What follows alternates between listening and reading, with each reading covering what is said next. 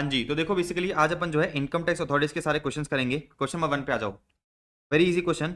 Mister Rajesh regularly files his return of income electronically while he was trying to upload his return of income for the previous year 22-23 on 31st of July. He found it extremely difficult to do the same due to network problems and ultimately he became successful in making e-filing of his return only at 1 a.m. on 1st of August 2023. तो basically mister Rajesh जो है उसको previous year 22-23 की return file करनी थी। आपको पता है कि भाई इंडिविजुअल की ड्यू डेट क्या होती है 31 जुलाई। लेकिन बेसिकली नेटवर्क इश्यूज की वजह से 31 जुलाई को अपन रिटर्न फाइल नहीं कर पाए। अपन ने अपनी रिटर्न कब फाइल हुई? 1 अगस्त को रिटर्न फाइल हुई। तो देखो आगे क्या दे रखा है। रिटर्न के अंदर क्या था? रिटर्न के अंदर जो है लॉस था, बिजनेस लॉस था 3.1 करोड़ का। तो सीधी सी बात है कि अगर आपने return of income due date पे फाइल नहीं करी तो आपको जो है लॉस कैरी फॉरवर्ड करने नहीं दिया जाएगा। अब देखो क्या दे रखा है। This circumstance was recorded in an email address to the complaint income tax authority on 1 August. तो मिस्टर राजेश ने क्या करा? इनकम टैक्स अथॉरिटी को ईमेल लिख के दिया कि भाई देखो नेटवर्क इश्यूज की वजह से जो है मैं return of income due date पे फाइल नहीं कर पाया। Rajesh made a request to the CBDT for condonation of delay in filing the return of income. तो राजेश ने क्या करा? ईमेल लिख के जो है सरकार को ये कहा कि प्रभु नेटवर्क इश्यूज की वजह से मैं जो है return of income due date पे फाइल नहीं कर पाया, मुझे माफ कर दो, प्लीज मुझे माफ कर दो एंड मेरा जो ये बिजनेस लॉस है ना इसको जो है कैरी फॉरवर्ड करना अलाउ कर दो। अब अपना क्वेश्चन कहता है कि भाई discuss whether the CBDT has the power to condone the delay in filing the return of income and permit the carry forward of losses in the given circumstance. अपने को ये बताना है कि भाई इस राजेश राजेश भाई को कंडोनेशन ऑफ डिले मिलेगा कि नहीं मिलेगा। तो देखो आपके पास जो भी क्वेश्चन मांगे ना, आपके पास जो भी क्वेश्चन मांगे उसमें जो इसका सॉल्यूशन दे रखा है इसको काट दो, क्योंकि ये जो सॉल्यूशन है ये ओल्ड सर्कुलर के बेसिस पे है। सरकार जो है एक नया सर्कुलर लेके आई थी एंड नए सर्कुलर में सरकार ने क्या करा? लिमिट्स को रिवाइज कर दिया। तो सरकार ने कहा कि भाई अगर आप कंडोनेशन ऑफ डिले की एप्लीकेशन फाइल करना चाहते हो तो बिल्कुल आप जो है एप्लीकेशन फाइल कर सकते हो। अच्छा, क्लेम अगर आपका 3 करोड़ से ज्यादा है, क्लेम अगर आपका 3 करोड़ से ज्यादा है तो आपको जो है कंडोनेशन की एप्लीकेशन किसको देनी है? Principal chief commissioner of income tax को देनी है। तो मुझे एक चीज बताओ, मुझे जो है आप एक चीज बताओ कि भाई अपने क्वेश्चन के अंदर राजेश का जो अमाउंट है, राजेश का जो क्लेम है वो कितना है? 3.1 करोड़ है। इसका मतलब क्या है कि भाई 3 करोड़ से ज्यादा है। अब मुझे एक चीज बताओ कि भाई मिस्टर राजेश को एप्लीकेशन किसको देनी चाहिए थी? मिस्टर राजेश को जो है एप्लीकेशन देनी चाहिए थी principal chief commissioner of income tax. लेकिन भाई ने जो है किसको एप्लीकेशन दे रखी है? भाई ने जो है सीबीडीटी को एप्लीकेशन दे रखी है। तो हम मिस्टर राजेश को समझाएंगे, कि भाई राजेश अगर आपको क्या करना है, कंडोनेशन ऑफ डिले की जो है एप्लीकेशन देनी है तो आप क्या करो? आप जो है principal chief commissioner of income tax को क्या करो? एप्लीकेशन दो। Principal chief commissioner of income tax क्या करेगा? आपको जो है कंडोनेशन ऑफ डिले दे सकता है। बात समझ में आ गई आपको? तो ये मैंने आपको बता दिया कि भाई आपके क्वेश्चन बैंक में ये जो सॉल्यूशन दे रखा है इसको काट देना, क्योंकि यहाँ पर जो है पुरानी लिमिट्स दे रखी है। सरकार जो है एक नया सर्कुलर लेके आई थी और नए सर्कुलर के बेसिस पे जो लिमिट्स है वो रिवाइज कर दी गई है। डन है? अब देखो आगे क्या बोल रहा है। आगे क्वेश्चन मुझे ये बोल रहा है कि भाई अगर आपका जो क्लेम था, अगर आपका जो बिजनेस लॉस था वो 2.7 करोड़ था, अगर आपका जो बिजनेस लॉस था वो 2.7 करोड़ था तो उस केस में क्या होगा? तो हम बताएंगे कि भाई अगर आपका जो क्लेम है वो क्या है? 2.7 करोड़ है, मतलब 1 करोड़ से ज्यादा है, अप टू 3 करोड़ है, तो आप एप्लीकेशन किसको दोगे? आप एप्लीकेशन दोगे chief commissioner of income tax को। बस इतनी सी बात अपने को बतानी है। इतनी सी बात जो है आप एक्सप्लेन करके आना, आपको जो है पूरे के पूरे नंबर मिल जाएंगे। Very easy, very easy, done. अब आ जाते हैं अपन क्वेश्चन नंबर 2 पे। अब आ जाते हैं अपन क्वेश्चन नंबर 2 पे। देखो क्वेश्चन नंबर 2 क्या कह रहा है। क्वेश्चन नंबर 2 मुझे ये बता रहा है कि भाई examine the correctness of the statement, मतलब अपन को बताना है ट्रू या false. The jurisdiction of AO can not be objected by the SSC, ठीक है ना? तो अपन जो है एओ के जुरिस्डिक्शन को ऑब्जेक्ट नहीं कर सकते, ट्रू या फॉल्स। अब मुझे एक चीज बताओ, मैंने जो है आपको इनकम टैक्स अथॉरिटी में एक टॉपिक कराया था। इनकम टैक्स अथॉरिटी में एक टॉपिक कराया था कि भाई आप क्या कर सकते हो, आप जो है बेसिकली जुरिस्डिक्शन ऑफ एओ को ऑब्जेक्ट कर सकते हो। उसकी टाइम लिमिट मुझे बता रखी है। अच्छा, जुरिस्डिक्शन ऑफ एओ को ऑब्जेक्ट करने का क्या मतलब है? लेट अस से सपोज एक एओ है, असेसिंग ऑफिसर है, उसका जुरिस्डिक्शन कहाँ पर है? दिल्ली में है, ठीक है ना? उसका जुरिस्डिक्शन कहाँ पर है? दिल्ली में है। लेकिन उसने क्या करा? मुंबई वाले एक पर्सन को जो है क्या करा? नोटिस वोटिस इशू कर दिया। तो मुंबई वाले एक पर्सन को जो है नोटिस इशू करके क्या करने लग गया? 143 सबसेक्शन 3 करने लग गया। अभी जो मुंबई वाला पर्सन है, लेट अस से सपोज एसआर के है, ठीक है ना? मुंबई वाला पर्सन है वो कौन है? एसआर के है। तो एसआर के क्या करेगा? एसआर के जो है एओ के जुरिस्डिक्शन को ऑब्जेक्ट करेगा और क्या बोलेगा कि भाई देख एओ, तेरा जुरिस्डिक्शन मुझ पे है ही नहीं, तेरा जुरिस्डिक्शन जो है मुझ पे है ही नहीं, तेरा जुरिस्डिक्शन कहाँ पे लिमिटेड है? सिर्फ और सिर्फ दिल्ली में लिमिटेड है। तू मेरा जो है प्रोसीडिंग्स नहीं कर सकता, तो क्वेश्चन मुझे क्या बोल रहा है कि भाई jurisdiction of AO can not be objected, true या फॉल्स? हम बताएंगे फॉल्स। फिर हम बताएंगे क्या? फॉल्स। हम क्या कर सकते हैं? हम जो है बिल्कुल आपका जो जुरिस्डिक्शन है उसको ऑब्जेक्ट कर सकते हैं। उसकी टाइम लिमिट्स मैंने आपको पढ़ाई थी, तो इनकम टैक्स अथॉरिटी में मैंने जो है उसकी आपको टाइम लिमिट्स पढ़ाई थी कि भाई आप जो है कब तक ऑब्जेक्शन उठा सकते हो। तो देखो क्या दे रखा है, अगर आपने रिटर्न ऑफ इनकम फाइल कर दी थी, अगर आपने क्या करा था? रिटर्न ऑफ इनकम फाइल कर दी थी, तो आप जो है ऑब्जेक्शन कब तक उठा सकते हो? 1 month from the date of service of notice under 142 subsection 1 और 143 सबसेक्शन 2 और completion of assessment whichever is earlier, ठीक है ना? Very easy. अगर आपने रिटर्न ऑफ इनकम फाइल नहीं करी थी तो आप जो है कब तक ऑब्जेक्शन उठा सकते हो? देखो क्या दे रखा है, time allowed by the notice under 142 subsection 1 या फिर 148 for filing return of income, या फिर notice under provision to 144 to show cause by the best judgement assessment should not be made whichever is earlier. अच्छा, search initiate होती है या फिर requisition होता है तो उस केस में जो है आप ऑब्जेक्शन कब तक उठा सकते हो? अगर सर्च इनिशिएट होती है, अगर जो है सर्च इनिशिएट होती है और रिक्वेशन होता है अंडर 132 ए, तो आप जो है ऑब्जेक्शन कब तक उठा सकते हो?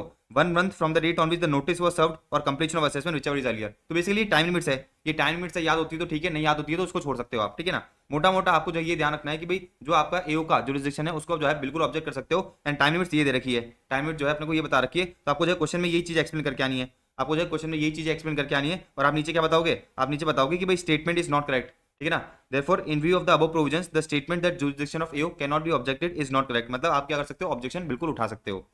इजी डन, ठीक है ना। तो आपको एक एक लाइन रटने की जरूरत नहीं है, थेटिकल टॉपिक्स में जो है आपको एक एक लाइन रटने की जरूरत नहीं है, आपको जो है बस कंसेप्ट पता होना चाहिए, एंड कंसेप्ट के बेसिस पे अगर आपने जो है आंसर लिख दिया तो आपको जो है पूरे नंबर दिए जाएंगे। अब आ जाते हैं अपन क्वेश्चन नंबर 3 पे, अब आ जाते हैं अपन क्वेश्चन नंबर 3 पे। देखो क्या बता रखा है कि director general of income tax after getting the information that mister Mogambo is in the position of unaccounted cash of 50 lakh issued orders by invoking powers vested by him in section 133(1)(a) for a seizure। तो अगर आपको पता हो कि भाई 131 में कौन सी power होती है, 131 में आपके पास देसी पावर होती है, देखो ये रहा 131 में आपके पास देसी पावर होती है। जनरल पावर्स अंडर 131 क्या होती है? डिस्कवरी एंड इंस्पेक्शन की, या फिर issuing commission, enforcing attendance of person and examining them on oath, या फिर campaigning books of campaigning production of books of accounts and documents. तो अगर आप देख रहे हो 131 में आपके पास ये चार पावर है, सीजर करने की पावर नहीं है। अपने केस में क्या हो रहा है? अपने केस में जो है बेसिकली जो director general of income tax है ना, इसने क्या करा? इशू कर दिया order by invoking powers vested in under 131 A for its seizure. Basically 131 के अंदर जो ये director general of income tax है, ये आपकी जो कैश है, जो आपका स्टॉक है, उसको सीज नहीं कर सकता, और ये अपन ने देख लिया। अब देखो क्या दे रखा है, क्या order of scissor of the cash issued by the director general of income tax correct? हम कहेंगे बिल्कुल करेक्ट नहीं है, गलत है ऑर्डर। 131 में आपके पास पावर है ही नहीं सीज करने की। अब सवाल आता है कि भाई अगर आपके पास पावर नहीं है तो does the director general of income tax have any other power to seize such cash? तो हम कहेंगे बिल्कुल। 132 में आप सर्च करो और सर्च करके आप क्या करो? सीज कर लो। अब देखो वही दे रखा है इन लोगों ने कि भाई 131 में आपके पास पावर नहीं है, 131 में आपका सीजर की पावर नहीं है। Director general of income tax for the purpose of making the inquiry और investigation relating to any income considered और likely to be considered by any person और class of person within his jurisdiction shall be competent to exercise the powers conferred under 131 subsection 1 में क्या होती है? देसी power होती है। देखो discovery and inspection, enforcing attendance, compelling the production of books of accounts and other documents and issuing commissions. Thus the power of seizure, seizure की power 131 में नहीं है। तो सीजर की पावर कहाँ पर है? सीजर की पावर है अपने पास 132 में, जिसमें आप सर्च करके सीज करा सकते हो। तो हमने इसको ये बताया कि भाई अगर आपको सीज करना है, अगर आपको क्या करना है, कैश वैश सीज करना है, तो आप सर्च कराओ, सर्च करने के बाद उन चीजों को कर लो। Therefore, the proper course open to the Director General of Income Tax is to exercise his power under 132(1), मतलब सर्च कराओ, and authorize the officer concerned to enter the premises कि भाई premises में घुसो, and जो भी उसने कैश रख रखा है उसको जो है सीज कर लो, ठीक है ना। बहुत बेसिक क्वेश्चन है ये सारे। क्वेश्चन नंबर 3 हो गया अपना, क्वेश्चन नंबर अपना 3 हो गया। आ जाओ क्वेश्चन नंबर 4 पे। देखो क्वेश्चन नंबर 4 क्या कह रहा है कि the premises of Ganesh was subjected to search under 132। Search हो गई, रेड पड़ गई। Search was authorized by the joint commissioner of income tax having the jurisdiction over the SSC consequent to the information is position. तो search को authorize किसने करा? Joint commissioner करा। SSC बोलता है कि भाई जॉइंट कमिश्नर सर्च को ऑथराइज कर नहीं सकता, आप बताओ। तो अपन ने पढ़ रखी है क्या? सेक्शन 132 पढ़ रखा है, power of search and seizure. किसके पास पावर है? देखो इन अथॉरिटीज के पास पावर है। लेकिन फिर आपने पढ़ रखा है कि भाई अगर एसीएडी जेसीजेडी को अगर क्या करनी है, पावर को एक्सरसाइज करना है, तो उसको क्या करना पड़ेगा? अप्रूवल लेना पड़ेगा central board of direct taxes का। तो देखो जेसी आ गया, मतलब जॉइंट कमिश्नर। जॉइंट कमिश्नर को अगर सर्च करानी है तो उसको क्या करना पड़ेगा? अप्रूवल लेना पड़ेगा किसका? बोर्ड ऑफ डायरेक्टर्स का। तो इस पर्टिकुलर केस में अपन क्या कहेंगे? इस पर्टिकुलर केस में अपन ये कहेंगे कि अगर जॉइंट कमिश्नर जो इनकम टैक्स है, जो joint commissioner of income tax है, अगर उसको रेट को ऑथराइज करना है, अगर उसको रेट को क्या करना है? ऑथराइज करना है, तो क्या होगा? तो उसको अप्रूवल लेनी पड़ेगी सीबीडीटी की। अगर उसने अप्रूवल ले रखी है, क्या कर रखी है? अप्रूवल ले रखी है, तो बेसिकली जो करंट करंट क्वेश्चन में उसने सर्च ऑथराइज करी, एकदम वैलिड है, ठीक है। तो अपन ने वही सारी चीजें बताई कि सबसे पहले पावर किस किस के पास है, हमने पहले पावर बता दी। पावर किस किस के पास होती है? देखो इन बंदों के पास पावर होती है, इन बंदों के पास पावर होती है। आप ही पहले बता दो कि देखो सर्च कराने की पावर इनके पास है, फिर आपको बताना है कि अगर जॉइंट कमिश्नर को ऑथराइज करना है तो उसको क्या करना पड़ेगा? सीबीडीटी का अप्रूवल लेनी पड़ेगी। और अगर उसने सीबीडीटी का अप्रूवल ले रखी है तो अब जो सर्च हुई है, जो सर्च उसने ऑथराइज करी है, एकदम वैलिड है। ये हो गया अपना क्वेश्चन नंबर 4। आ जाओ क्वेश्चन नंबर 5 पे।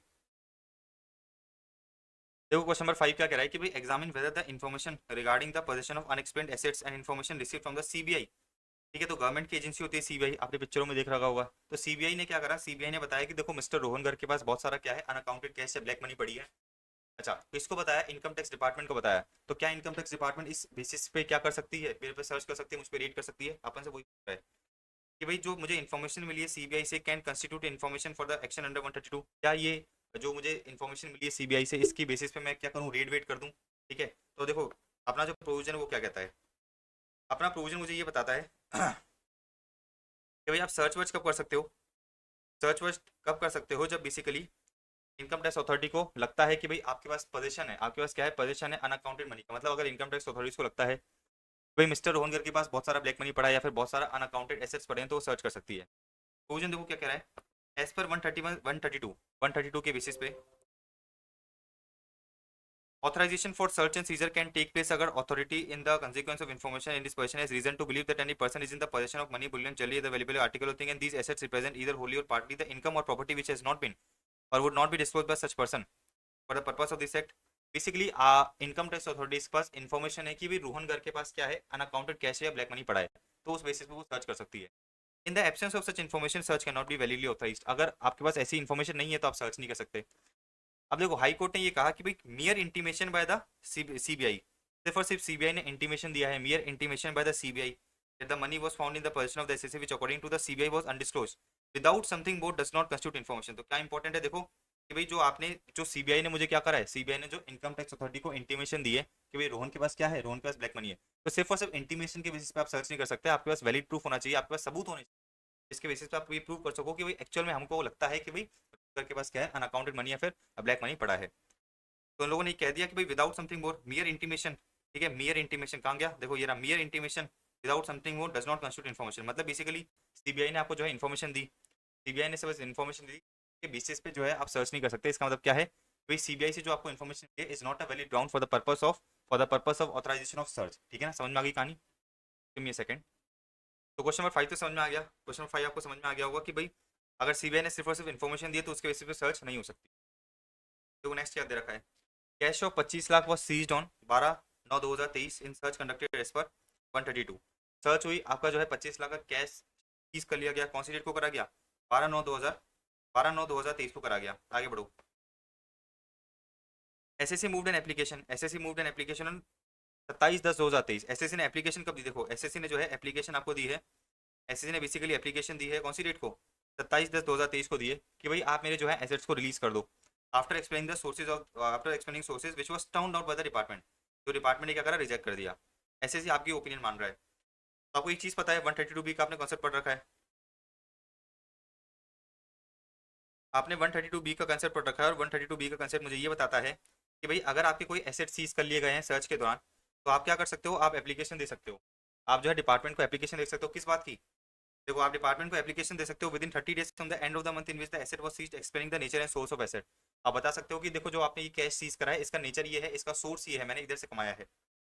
अच्छा इन सच केस अगर ऐसा है तो एसएससी, इन सच केस अगर ऐसा है तो जो आपका एसेट है वो आपको रिलीज कर दिया जाएगा। Asset will be released with the prior approval of commissioner after existing any existing liability within 120 days on the date of conclusion of search. ठीक है ना, तो अगर आपका कोई एसेट सीज करा गया है तो आप एप्लीकेशन दे सकते हो within 30 days from the end of the month in which the asset was seized, और आप बता सकते हो कि देखो ये मैंने जो आपने कैश सीज करा है ये मैंने इस तरह से कमाया था। अगर डिपार्टमेंट को लगता है कि आप जो है वो सही बात कर रहे हो, तो आपकी जो भी एग्जिस्टिंग लायबिलिटी है जो आपको सरकार को पे करने की है, सरकार क्या करेगी, जो एग्जिस्टिंग लायबिलिटी वो एडजस्ट कर देगी और बैलेंस अमाउंट आपको पे कर देगी। और कब तक पे करेगी, within 20 days, within 120 days from the date of conclusion, within 120 days from the date of conclusion. ठीक है ना, तो करंट में भी यही हो रहा है, अपना जो कैश सीज कर लिया गया था, कैश सीज कर लिया गया था, कब करा गया था, 12/9/2023 को। अच्छा with in 30 days from the end of the month, इसके एंड ऑफ द मंथ पे आ जाओ, 30/9/2023 के विद इन 30 डेज, मतलब बेसिकली आपने जो है क्या करा है, टाइम लिमिट के अंदर एप्लीकेशन दी है, और टाइम लिमिट के अंदर एप्लीकेशन दी है और सरकार को ये कहा कि भाई देखो मैंने ये जो इनकम है इसी सोर्सेज से कमाई है। इससे क्या होगा, इससे बेसिकली हुआ ये कि भाई जो सरकार डिपार्टमेंट है वो क्या करेगी, जो भी आपकी एग्जिस्टिंग लायबिलिटी है उसको सेट ऑफ कर लेगी, जो भी आपकी एग्जिस्टिंग लायबिलिटी है उसको क्या करेगी, सेट ऑफ करेगी, और बाकी बैलेंस पेमेंट आपको दे देगी within 120 days, within 120 days from the date on which the search was completed. Easy है ना। अब देखो इसमें हो क्या रहा है, इसमें लेकिन बोल रहा है कि जो आपकी एप्लीकेशन थी ना वो क्या करी थी, डिपार्टमेंट ने क्या करी थी, रिजेक्ट कर दी थी। अब देखो नीचे दे रखा है, one of the conditions mention above for the release of the asset is that the nature and source of acquisition of the asset should be explain to the satisfaction of AO. तो सीधी सी बात यह है कि जो आपने application दी है और एप्लीकेशन में आपने क्या बताया, नेचर बताया, सोर्स बताया एसेट का, अगर एयू को लगता है कि भाई आप जो कह रहे हो बात वो सब कुछ सही है तो वो रिलीज कर देगा। अगर एयू को लगता है कि भाई आप अभी टॉपिक बना रहे हो, आप जो है नेचर एंड एक्सप्लेनेशन, नेचर जो भी आप एक्सप्लेनेशन दे रहे हो, एक्सप्लेनेशन दे रहे हो किस बात का, नेचर एंड सोर्स का, अगर यू को लगता है, एसेसिंग ऑफिसर को लगता है कि भाई आपका जो एक्सप्लेनेशन है वो गलत है, तो ऑफकोर्स आपकी एप्लीकेशन रिजेक्ट कर देगा। तो करंट केस में वो रखा है ना, करंट केस में उसने रिजेक्ट कर दी, तो अपन ये कहेंगे कि भाई देखो सबसे पहली एक कंडीशन ये होती है कि भाई एसएससी ने एप्लीकेशन देके एओ को रिक्वेस्ट करी कि भाई आप मेरे एसेट रिलीज कर दो, तो एसएससी ने जो है नेचर एंड सोर्स भी बता दिया। अगर एओ को लगता है कि भाई इसने नेचर एंड सोर्स बताया है वो गलत है, तो एओ क्या करेगा, बेसिकली एप्लीकेशन रिजेक्ट कर देगा। तो हम ये कहेंगे कि भाई अगर जो एक्सप्लेनेशन एसएससी ने दिया था वो एओ नहीं जमता है तो वो रिजेक्ट कर देगा, उसमें कोई दिक्कत ही नहीं है।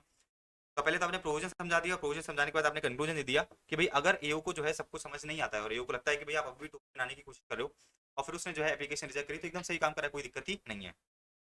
तो ये अपना क्वेश्चन नंबर 6 हो गया, राइट। आ जाए क्वेश्चन नंबर 7 पे, इजी है ना। देखो क्वेश्चन नंबर 7 क्या कह रहा है।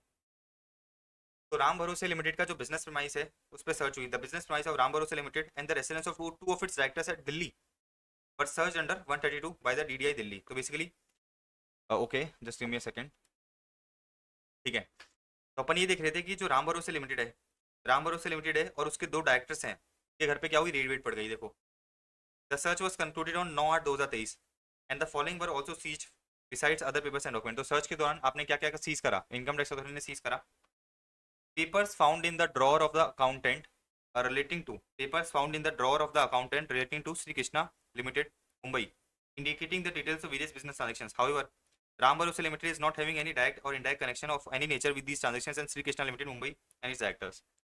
तो सर्च हुई राम भरोसे लिमिटेड के प्रीमाइसिस में, बिजनेस प्रीमाइसिस में, और उसके दो डायरेक्टर्स के घर पे।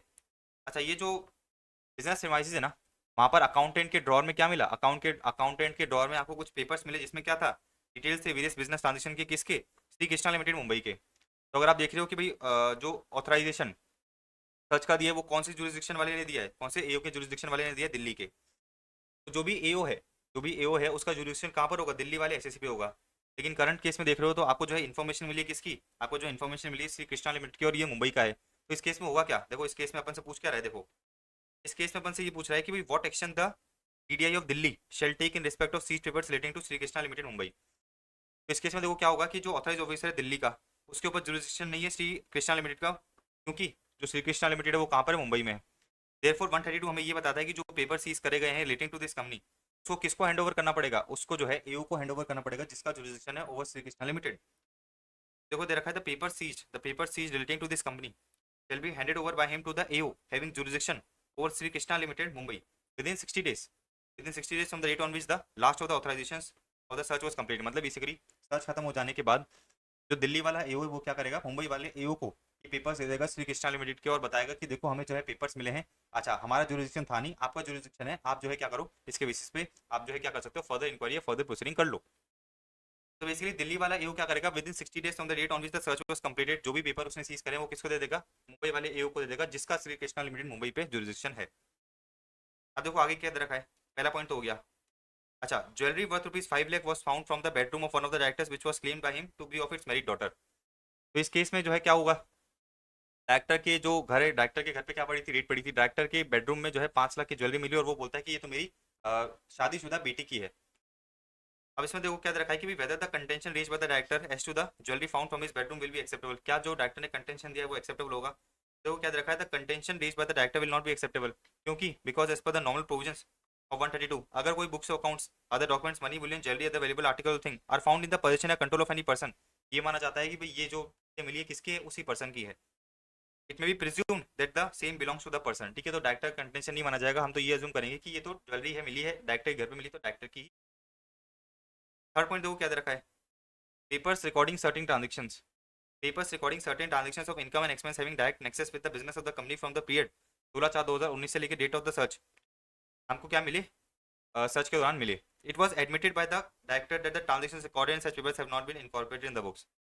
तो आपको जो है इनकम और एक्सपेंसेस कुछ ऐसे ट्रांजैक्शंस मिले जो आपने बुक्स ऑफ अकाउंट्स में रिकॉर्ड नहीं कर रखे, और डायरेक्टर ने खुद ही एडमिट कर लिया कि भाई ठीक है मैं एडमिट कर लेता हूँ कि हमने ये जो है अपने बुक्स ऑफ अकाउंट्स में रिकॉर्ड नहीं करे हैं। अब देखो क्या देखा है, what presumption shall be drawn in respect of papers which indicate the transactions not recorded in the books. क्या प्रिजम्पशन लोगे, कोई प्रिजम्पशन आपको लेनी है। The presumptions in respect of papers indicating transactions not recorded in the books but having direct nexus with the business of the company are that the same belong to the company. हम ये presume करेंगे कि भाई ये company की है, and contents उसके अंदर सही है, and handwriting in which the same are written is और are in the persons is और are of the persons whose premises have been search. Basically आपने सर्च के दौरान प्रिजम्पशन समझ रखे है ना, कि भाई अगर कोई बुक्स अकाउंट्स मिलती है, मनी बुलियन ज्वेलरी मिलती है, तो ये मानी जाती है कि भाई किसकी है, ये मानी जाती है कि एसएससी की है। अगर आपको कोई पेपर मिलते हैं, कंटेंट मिलता है, सिग्नेचर मिलता है, तो ये माना जाता है उसी पर्सन का है, और जो पेपर के अंदर कंटेंट है वो भी ट्रू है। तो ये अपना हो गया क्वेश्चन नंबर 7 इजी। आ जाओ क्वेश्चन नंबर 8 पे, दो क्वेश्चन बचे अपने पास। तो क्वेश्चन नंबर 8 क्या कह रहा है, in the course of search हमने क्या करे, एसेट को सीज करे, examine the procedure laid down to deal with the assets. देखो वही बात है, अपने को 132 बी समझाना है, अपने को क्या करना है 132 बी समझाना है। तो डिपार्टमेंट ने आपके एसेट सीज कर लिए, डिपार्टमेंट ने क्या करे आपके एसेट सीज कर लिए। अब डिपार्टमेंट क्या करेगा, तो सीधी सी बात ये है कि पहले तो डिपार्टमेंट ने आपके एसेट सीज कर लिए, अगर एसएससी ने एप्लीकेशन दे दी, अगर एसएससी क्या कर देता है एप्लीकेशन दे देता है कि भाई ये जो मेरा एसेट है इसका नेचर एंड सोर्स ये है। अगर एयू को लगता है कि भाई इसकी एप्लीकेशन एकदम सही है तो एयू क्या करेगा, उस एसेट को रिलीज कर देगा after adjusting any existing liability. और कब तक रिलीज करेगा, within 120 days from the date of search. अच्छा ये तो बात हुई किसकी, जिन एसेट्स के रिस्पेक्ट में एसएससी ने क्या करा, एप्लीकेशन दे दिया। अब कुछ ऐसे भी एसेट्स होंगे, जिनको एयू ने सीज करा था लेकिन एसएससी ने कोई एप्लीकेशन नहीं दी, तो उसको अपन क्या कहते हैं, अनएक्सप्लेन्ड एसेट्स कहते हैं। जो अनएक्सप्लेन्ड एसेट्स हैं वो किस तरह से यूटिलाइज होंगे, पहले आपकी एक्जिस्टिंग लाइबिलिटी सेटअप हो जाएगी, लेकिन एक्जिस्टिंग लाइबिलिटी में एडवांस टैक्स पेबल इंक्लूड नहीं होता, और अगर कोई न्यू लाइबिलिटी आपकी अराइज हो रही है तो वो सेटअप हो जाएगी। तो सबसे पहले हम क्या करेंगे, मनी को यूटिलाइज करेंगे। हमने जो आपका मनी सीज करा है उसको यूटिलाइज करेंगे। अगर मनी कम पड़ जाती है तो हमने जो आपके एसेट सीज करे हैं, एओ ने जो आपका एसेट सीज करा है उसको बेच देगा, जो पैसा आएगा उससे एक्जिस्टिंग लाइबिलिटी सेटअप करेगा और बाकी बैलेंस जो है आपको दे देगा। तो पहले आप यूटिलाइज करोगे money against liabilities if any. अगर मनी फॉल्स शॉर्ट, एसेट जो है हम बेच देंगे फॉर डिस्चार्जिंग द लाइबिलिटीज। अब asset remain after discharging the liabilities, ठीक है, तो हम क्या करेंगे, हम आपको जो है वापस पैसा लौटा देंगे। आपको कहानी समझ में आ रही है ना। सिंपल सी बात यह है कि सरकार ने आपके एसेट सीज करे हैं, सरकार क्या करेगी, सबसे पहले एक्जिस्टिंग लाइबिलिटी को सेट ऑफ कर लेगी, कोई नई लाइबिलिटी अराइज हो रही है तो उसको सेट ऑफ कर लेगी, और जो बैलेंस पैसा बचता है वो आपको दे देगी। अच्छा फिर देखो क्या दे रखा है, एसएससी को जो है इंटरेस्ट मिलेगा एट द रेट ऑफ 0.5% पर मंथ या पार्ट ऑफ मंथ अगर amount of asset seized is greater than the liabilities eventually crystallised. मतलब क्या है कि भाई आपकी फॉर एग्जांपल लाइबिलिटी 1 करोड़ की बनती है, हमने आपकी 2-3 करोड़ के एसेट सीज कर लिए, तो जो डिफरेंस अमाउंट है इस डिफरेंशियल अमाउंट पे हम आपको जो है इंटरेस्ट भी पे करेंगे। तो कितना इंटरेस्ट मिलेगा आपको, 0.5% पर मंथ या part of month for the period immediately following the expiry of 120 days from the date on which the search was completed to the date of the completion of assessment और reassessment। तो basically 120 दिन खत्म होने के बाद search खत्म हुई, उसके 120 के बाद से लेके till the date of completion of assessment और रीअसेसमेंट तक हम आपको जो है क्या करेंगे, 0.5% पर मंथ या पार्ट ऑफ मंथ जो है बेसिकली इंटरेस्ट ही पे करेंगे उतने अमाउंट पे, उतने अमाउंट से आपके एसेट्स लाइबिलिटी से ज्यादा हैं। ठीक है, तो ये तो हो गया 132B। और अपन से यही क्वेश्चन पूछ रहा है, क्वेश्चन में बस अपन से यही पूछ रहा है कि भाई सर्च के दौरान अगर एसेट सीज करे गए हैं तो क्या प्रोसीजर है डील विद सच एसेट। तो इन लोगों ने जो समझाया वही मैंने उधर शॉर्ट में दे रखा है, तो आपको इतना पढ़ना है, इतना पढ़ लोगे वही काम हो जाएगा। और अगर ये पढ़ोगे तो इन लोगों ने वही बातें जो है थोड़ी सेंटेंसेस में लिख रखी है, ईजी है। आ जाओ क्वेश्चन नंबर 9 पे। देखो क्वेश्चन नंबर 9 क्या कह रहा है, a search under 132 was initiated in the premises of mister X as on 30/4/2023। एक सर्च हुई और सर्च के दौरान अनडिस्क्लोज मनी और ज्वेलरी मिली, अब ये बोला है कि भाई सर्च के दौरान पेनल प्रोविजंस क्या होंगे, एग्जामिन द पेनल प्रोविजंस। तो आपको एक चीज पता है कि भाई सर्च के दौरान अगर आपका जो है अनडिस्क्लोज मनी मिलती है, फिर अनडिस्क्लोज आपके एसेट्स मिलते हैं, तो आप क्या कर सकते हो, आप जो है सर्च के दौरान एडमिट कर सकते हो। सर्च के दौरान एओ को बोल सकते हो कि देखो मैं एडमिट करता हूँ कि भाई मैंने ये मेरा काला धन है। अच्छा एओ को बता देते हो कि भाई आपने ये काला धन किस तरह से कमाया है, और उस जो काला धन है उस पर टैक्स और इंटरेस्ट पे कर देते हो, तो आपको पेनल्टी कितनी पे करनी पड़ेगी, 30% ऑफ द अनडिस्क्लोज इनकम। ठीक है, पेनल्टी आपको पे करनी पड़ेगी 30% of the undisclosed income. Just give me a second. मैंने आपको ये बताया कि भाई अगर सर्च के दौरान आपको जो है क्या मिल जाते हैं, एओ को अनडिस्क्लोज एसेट्स या अनडिस्क्लोज मनी मिल जाती है, तो एसएससी के पास ऑप्शन होता है, इस बात का ऑप्शन होता है कि भाई वो सर्च के दौरान एडमिट कर सकता है, चला के जाके एडमिट कर सकता है कि देखो मैं एडमिट करता हूँ कि भाई ये मेरा जो काला धन है मैंने इसी तरह से कमाया है, और इस पर जो भी टैक्स और इंटरेस्ट बनता है वो मैं पे करने के लिए रेडी हूँ। अगर आप ऐसा कर दोगे तो आपको जो है जो भी आपकी अनडिस्क्लोज इनकम है ना, पे आपको सिर्फ और सिर्फ 30% पे क्या करना पड़ेगा, पेनल्टी पे करनी पड़ेगी। तो फॉर एग्जाम्पल अगर आपकी अनडिस्क्लोज इनकम निकल के आ रही कितने की, 1 करोड़ की, तो 1 करोड़ का 30% आपको पेनल्टी पे करनी पड़ेगी। लेकिन अगर आपने ऐसा कुछ नहीं करा, तो आपको 60% ऑफ अनडिस्क्लोज इनकम की पेनल्टी देनी पड़ेगी। ठीक है, तो बस वही बात इन लोगों ने बताई है कि भाई जो भी आपके एसेट चीज करे जाते हैं उसका पेनल प्रोविजंस क्या है, 30% पे करनी पड़ेगी। कंडीशन ये कि आप उसको एडमिट कर लेते हो, टैक्स वैक्स और इंटरेस्ट पे कर देते हो। ठीक है, ऑन और बिफोर द स्पेसिफाइड डेट। और स्पेसिफाइड डेट का मतलब क्या है, due date of filing of return of income और the period specified in the notice under 148। मतलब बेसिकली आपको बस इतना सा ध्यान रखना है कि अगर आपने एडमिट कर लिया, आप बता देते हो एओ को कि भाई देखो ये मेरा काला धन है, मैंने इस तरह से कमाया है, मैं इस पर टैक्स और इंटरेस्ट पे करने के लिए रेडी हूँ।